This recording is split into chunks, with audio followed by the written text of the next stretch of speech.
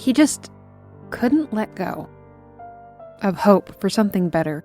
First, it was defeating the Dark Ones, hope for a safer future within the Metro. Then, hope for peace after defeating the red threat of weaponizing a virus. Now, Artyom clings to a hope for the outside world. Could there be others out there? Artyom married Anna, returned home to Exhibition to settle down for a while. It should have been an easy time for him, but it wasn't. He couldn't let go of that sneaking feeling, that hope, that there was more to the world than the Metro.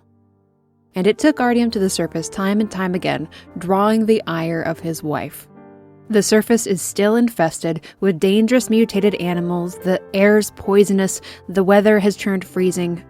He goes topside with a radio, trying to find broadcasts from other survivors. He dreams of them. He's compelled to search for them.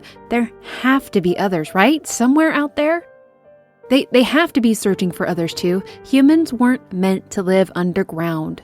7 billion were killed in the Great War. 50,000 originally made it into the Metro of Moscow.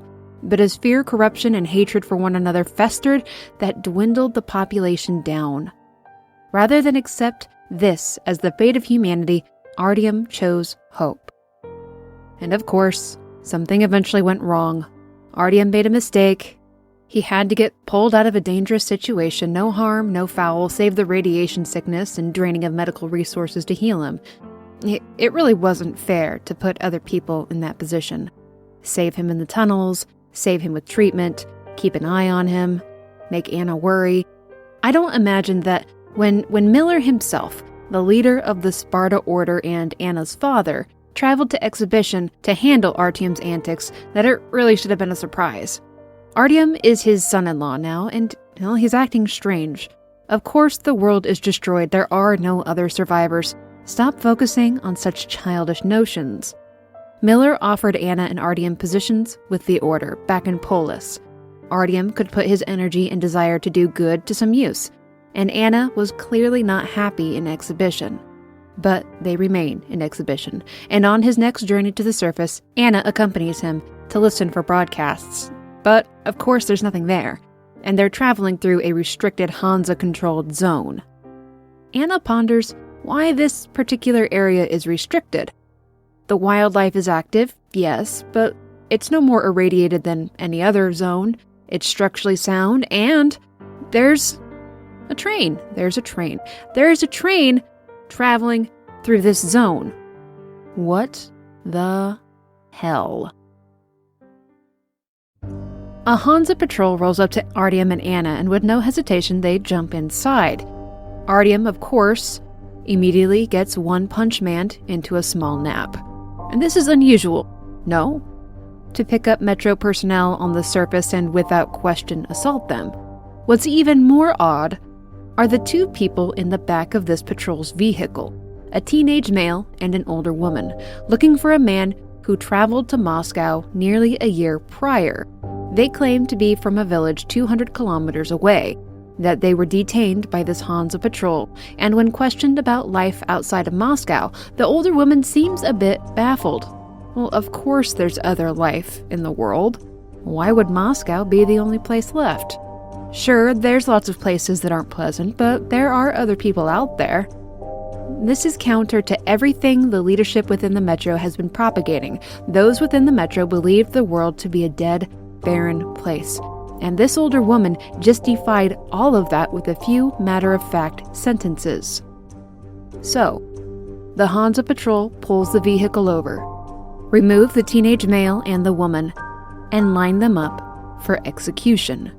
And when Artyom rises to stop them, he takes a bullet as well. Artyom is left alone on the surface, landing atop a pile of bodies. People from the outside world that have been captured before entering the Metro. Seems Hansa has been keeping secrets. The body pile isn't far from a Hansa base, where they too utilize at least one choo-choo themselves. With the aid of an old man named Yermak, Artyom finds Anna, and oh lord, is there some wild game at play within Russia? The commander of the base reveals that the war never ended. The Great War, Within the control center is a map covered in communication transmission points from all around the world. The control center uses a universal broadband radio jammer to prevent anyone within Metro from receiving outside transmissions, as well as prevents anyone from within from sending out transmissions. These radio jammers turned Moscow into a dark zone in the eyes of the world. Moscow is playing dead, so to speak. The remnants of the government of Moscow, referred to as the Invisible Watchers, are legendary, and we've heard tell of the Invisible Watchers and the mystical Metro 2 before, from a Nazi guard during Metro Last Light. So all the factions within the Metro, the Red Line, the Fourth Reich, Hansa, and the Sparta Order, have all been working to keep information in and out of Moscow suppressed to maintain this act of playing dead to the rest of the world. And when the Order shows up to assist Hansa in the chaos Anna and Artyom have created within the secret base, it gets a little awkward when Miller, Anna's father, Artyom's father-in-law, the leader of the Order, discovers just who is causing the disruption. But it doesn't take Miller long to decide his loyalties lie with his daughter. This newly formed group of rebels make off with the Hansa choo-choo and book it out of Moscow. They cannot stay. They'll be put to death for defying the order of the Invisible Watchers. So, now is time for Miller to explain just what the hell is going on here. Miller justifies the actions of the faction leaders by saying he was only briefed about the operation after the D6 attack from half a year prior, and he is convinced that the majority of Russia is under enemy occupation, that the playing dead order was also for their own good. The SHIELD system was meant to save Moscow from more enemy bombings, and for over 20 years it had been successful. About 60 miles away from Moscow, they find that their Geiger counters register 0 to tiny traces of radiation. So, the world is not poisoned, and they have to find a path forward that they can follow. Miller tells them about the Invisible Watchers and a place called the Ark, though he doesn't know where it is. Now that they're out of range of the SHIELD system, the radio jammers, they're able to pick up Ark rallying point transmissions, directing them to a place far away called Yamantau Mountain.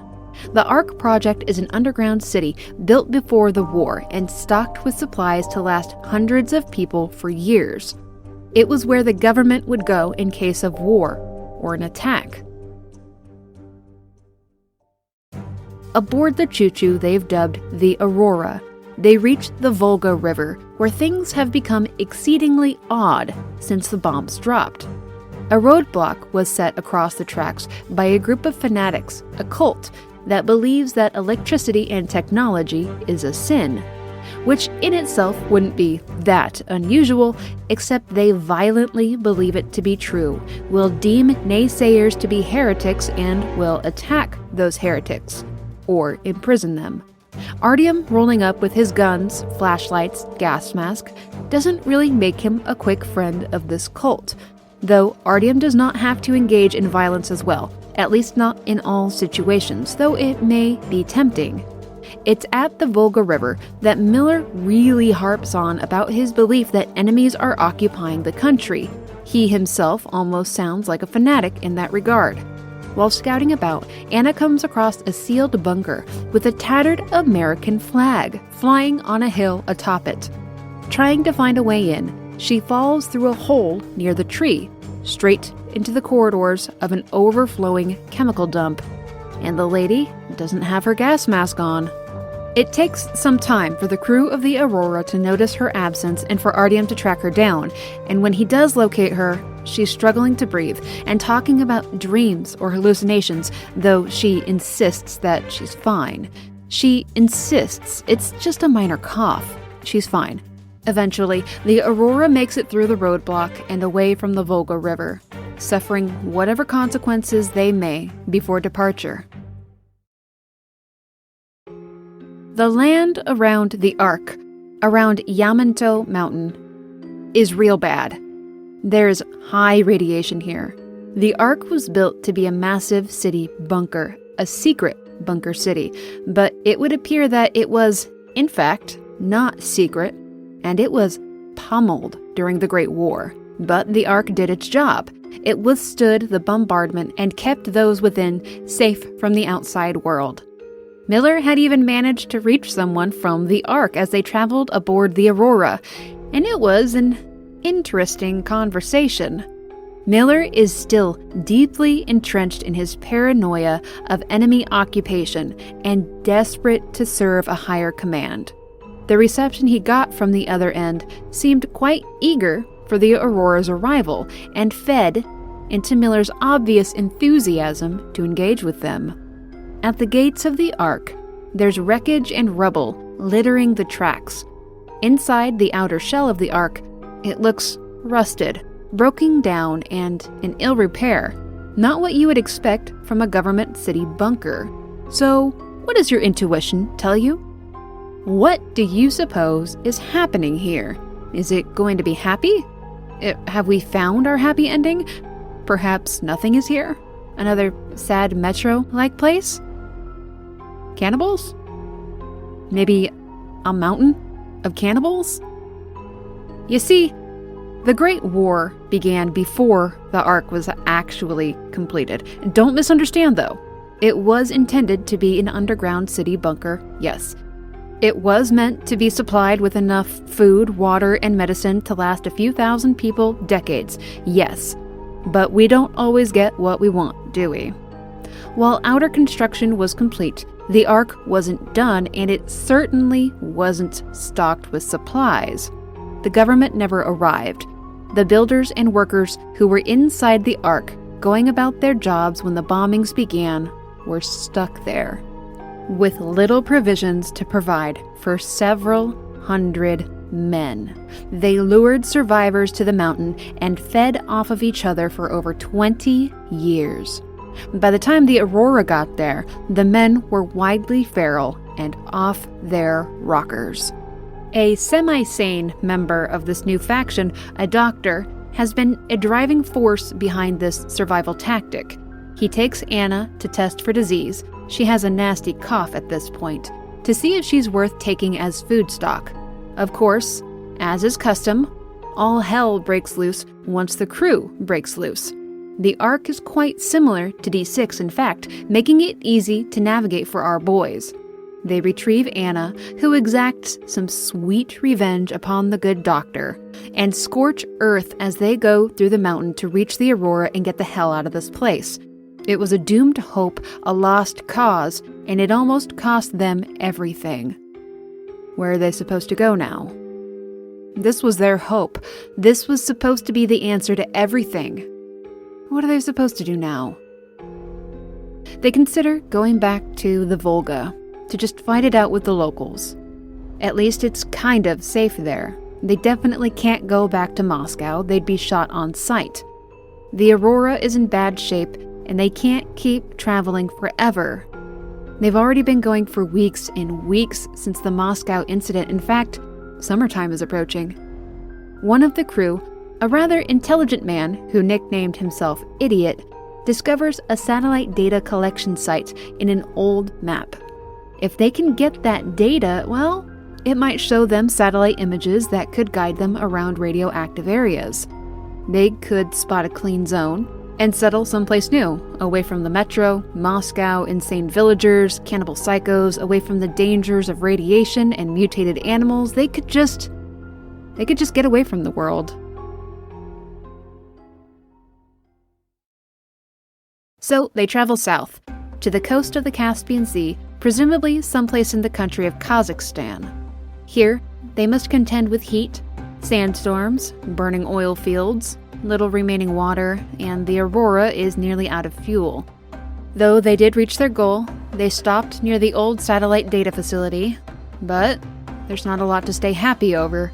There's also a complicated situation taking place between feuding factions here, a lot of infighting between a slaver oil baron and a rebellious leader named Saul who just seems power-hungry and is using a woman named Gyul who is an awesome sniper assassin chick, and it's complicated. Sometimes, you just need to give everyone a fresh start, right?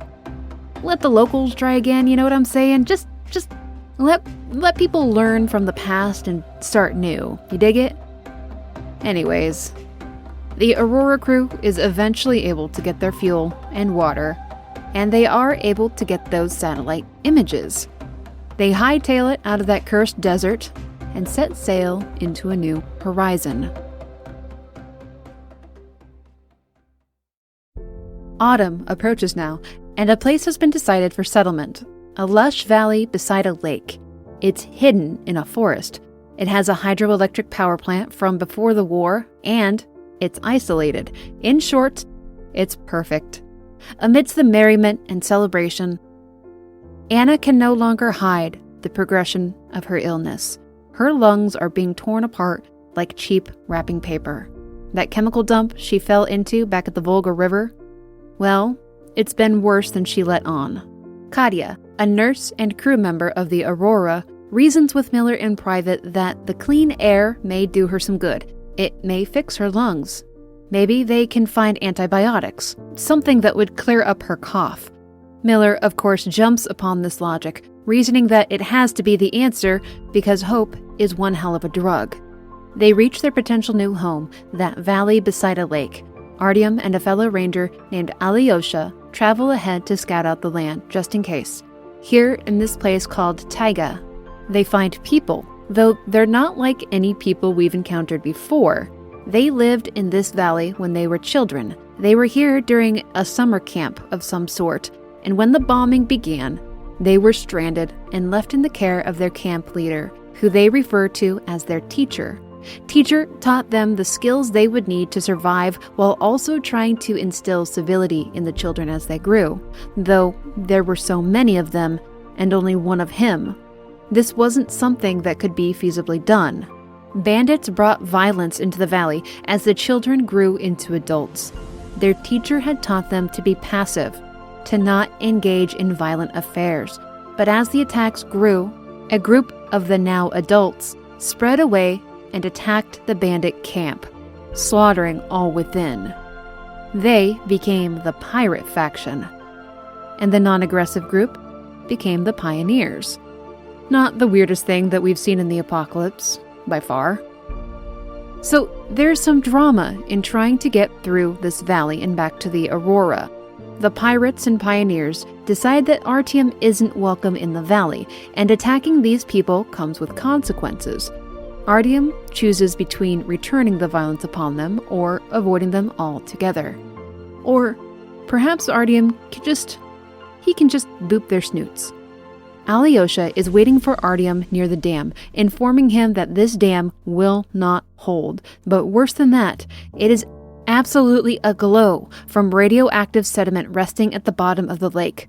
And when the dam goes, the entire valley will be a wasteland of poison. They cannot stay here. The maps omitted what laid within the lake. The pioneers and pirates that stay in the valley are doomed. They need to move on. All right, so be it. Anna is getting worse by the day now. Katya, the nurse, has mentioned that in the city of Novosibirsk is a potential treatment for Anna's condition. At a military research facility, drugs to combat chemical poisonings were being developed in preparation for future wars. However, Novosibirsk is lethally radioactive, worse even than Moscow. During the Great War, it was absolutely bombarded. So, how the hell are they supposed to get in there and find some 20-year-old medication just in the off chance that it could help Anna in any way? Well, to Miller and Artyom, there is no alternative. They alone will enter the dead city. They will go to the Research Institute of Extreme Medicine. Consequences be damned. It's Artyom's fault all this began in the first place, and it's Miller's obsession with enemy occupation that drove Anna to investigate that chemical dump bunker. They must fix this. They find that this city has a story to tell, beyond the events of the Great War. There is a metro system similar to that of Moscow here. It's littered with the decay of life long gone. Something tragic took place here, something violent. But what? After the bombs dropped, the people who survived underground lived through the radiation with a drug called radioprotector. It slows the absorption of radiation in the body, making the tunnels survivable and making the surface traversable with protection for a short duration. However, the medicine does not last long. It requires repeated doses to protect the body. This made it a currency of sorts in the Dead City. After nearly 2 decades, it became harder and harder to find. The military committee that ruled this metro, called OSCOM, began to confiscate whatever could be found of the drug, leading to civil unrest underground. The OSCOM prepared for evacuations by clearing and repairing the tracks on the surface, using labor from the civilians. Those who rebelled underground against the practices of the OSCOM were removed from the metro and disposed of. Paranoia and hatred towards the OSCOM grew. Civilian leaders rose who openly defied the orders and explanations of the OSCOM.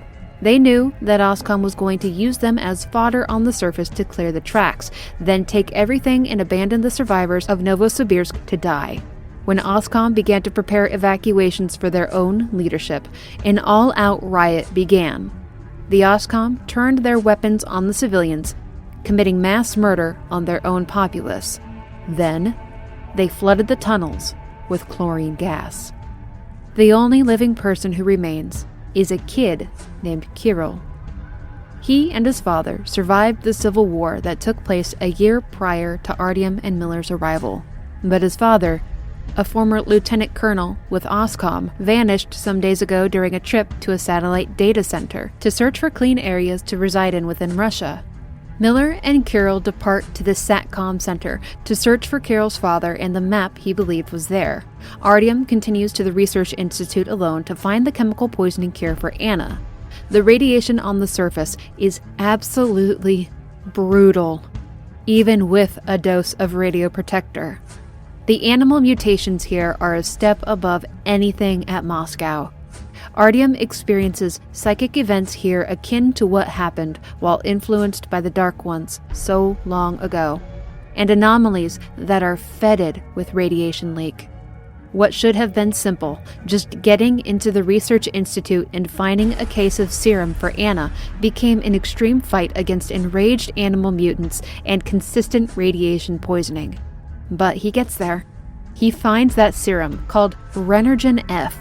He barely makes it out of the building, assisted in this by an absolutely livid ape beast, and he's found by Miller, who succeeded in his mission with young Kirill to get the satellite maps from the SATCOM center. Artyom is choking out from radiation poisoning, though. It was just too much exposure, and he already used his single dose of radioprotector. So, Miller gives him his own dose. Almost like the old man knew that Artyom would need it later, so he never took it. Yeah, Miller knew exactly what he was doing. Better foresight than us, that's for sure. He gets Artyom into their vehicle and just drives as fast as he can away from the city to get them as far away as possible back towards the Aurora. Before he dies, he knows he's been too exposed, so he does all he can to get Artyom back to Anna. And when Miller loses consciousness at the wheel of the van, young Kirill steps in to get Artyom's keister in gear to operate the vehicle and continue away from the city. Though, Artyom can only last so long before he too loses consciousness. When he awakens the next morning, Miller has passed. He chose Artyom's life over his own, and the Aurora slowly rolls up a nearby track. Miller had gotten them so close to it, all on his own, before he could no longer carry on. The Aurora was right there, and they found each other so easily. Miller's body was so irradiated, they had to handle him carefully. Artyom, even with 2 doses of the radioprotector, is in a bad way, requiring blood transfusions just to live. But he pulls through. It takes a long time, though, but he does it. And with the SATCOM maps Miller got from the Dead City, they find someplace, a new place, far to the east, near a lake called Baikal. And it was clean, so clean, it was untouched by war. It was perfect. Artyom becomes the commander of this small order from the Moscow Metro, remembering the people they left behind, the people of the Metro, the Volga River, the desert of the Caspian Sea, the Taiga Valley pirates and pioneers. Artyom decides that his journey does not end here. There are lives out there to be saved, and here they can start again, in this land of plenty. A new mission must begin, to save those who were left behind.